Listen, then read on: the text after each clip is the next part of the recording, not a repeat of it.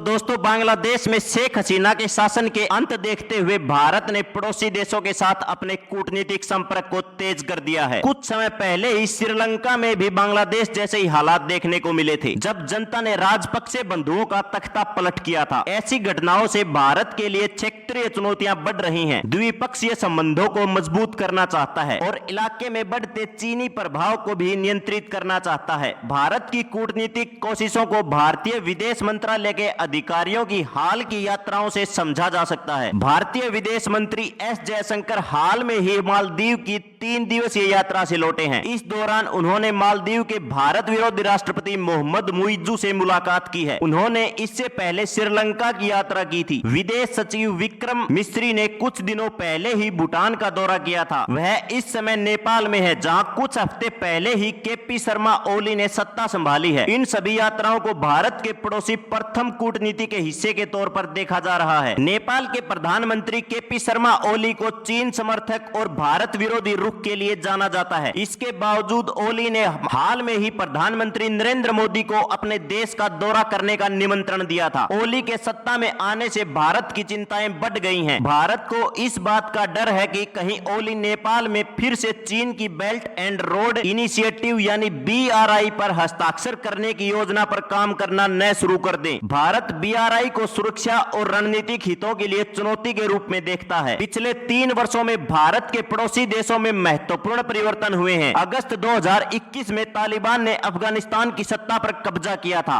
इसके बाद अप्रैल 2022 में इमरान खान को पाकिस्तान के प्रधानमंत्री पद से हटा दिया गया। इस दौरान श्रीलंका में भी व्यापक विरोध प्रदर्शन हुए और जुलाई 2022 में राष्ट्रपति गोटबाया राजपक्षे को देश छोड़कर भागना पड़ा। जयशंकर ने इस साल जून में श्रीलंका का दौरा किया था, जहां उन्होंने श्रीलंका के राष्ट्रपति रानिल विक्रमसिंघे से मुलाकात की। उन्होंने भारत से $6 मिलियन के अनुदान से निर्मित समुद्री बचाव समन्वय केंद्र का उद्घाटन किया। विक्रमसिंघे उन 7 विश्व नेताओं में शामिल थे जिन्होंने 9 जून को प्रधानमंत्री मोदी के शपथ ग्रहण समारोह में भाग लिया था। इस साल मार्च में प्रधानमंत्री मोदी की भूटान यात्रा ने भारत विदेश नीति में इस छोटे से देश के महत्व को उजागर किया था। इस यात्रा के परिणाम मुख्य रूप से क्षेत्र में चीन के बढ़ते प्रभाव से प्रेरित थे। चीन दुनिया की दूसरी सबसे बड़ी अर्थव्यवस्था और सैन्य शक्ति के मामले में भी शीर्ष 3 में शुमार है। वह बाकी देशों में अपने आर्थिक, राजनीतिक और कूटनीतिक शक्ति का प्रदर्शन कर रहा है। ऐसे हालात में भूटान जैसे छोटे पड़ोसियों के लिए उसके दबाव का विरोध करना मुश्किल हो गया है। मोदी के चाणक्य विदेश मंत्री एस जयशंकर ने अपने पड़ोसी देशों को सहयोग में लाकर गौरवान्वित किया है। इसी तरह की डेली न्यूज अपडेट्स के लिए सब्सक्राइब करें मेरा चैनल नेशन हर्ट। धन्यवाद दोस्तों।